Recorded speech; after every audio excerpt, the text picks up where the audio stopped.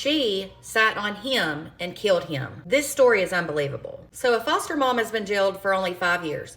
5 years. This was after she squashed a 10-year-old boy under her 340-pound self. And that was for 7 minutes until he actually died. 49-year-old Jennifer Lee Wilson killed Dakota Levi Stevens in a sick punishment after he ran away and begged a neighbor to save him from his foster mom's abuse. Reportedly, Dakota ran to a neighbor's home on April 24th of last year, and he told the neighbor that his foster parents would hit him and would not let him speak to his caseworker. It was only a few minutes later after he told that neighbor that he was dragged back to his home, or back to Jennifer's home. This was in Liberty Township, Indiana. She laid down on top of him as he was screaming and crying, and that was until his cries became silent and he suffocated. He was reportedly pronounced deceased at a hospital 2 days later, and the autopsy showed organ damage and soft tissue damage, as well as liver and lung hemorrhaging, among other horrible injuries. Just unbelievable. So the St. Joseph County's coroner's office reportedly ended up ruling his death as a homicide. His manner of death was mechanical asphyxiation. So the judge sentenced Jennifer to 5 years behind bars and just 1 year of probation after that on charges of reckless homicide. Reportedly, the sentence was more than a standard 3 years for a level 5 felony, and it was more than either the defense or the prosecution asked the judge for. It was said that the deputy prosecutor requested 2 years in prison, 2 in home detention, and 1 year probation, while her attorney asked for no jail time and 3 years of home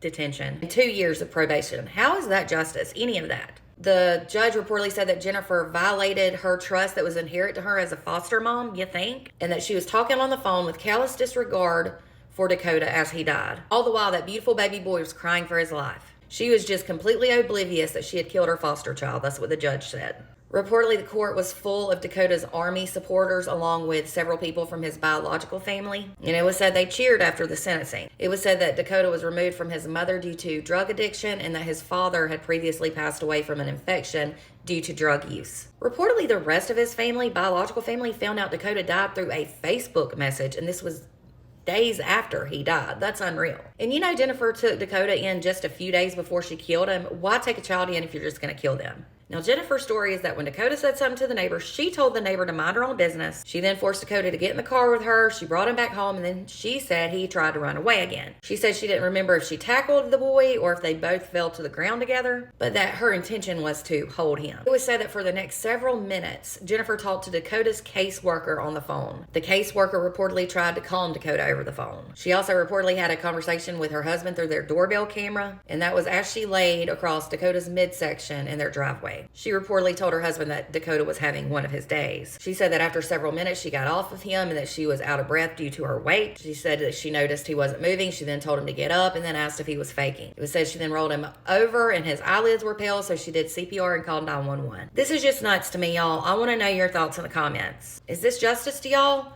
I feel like this woman needs much more than 5 years behind bars. She literally killed this child, and who knows if she meant to or not.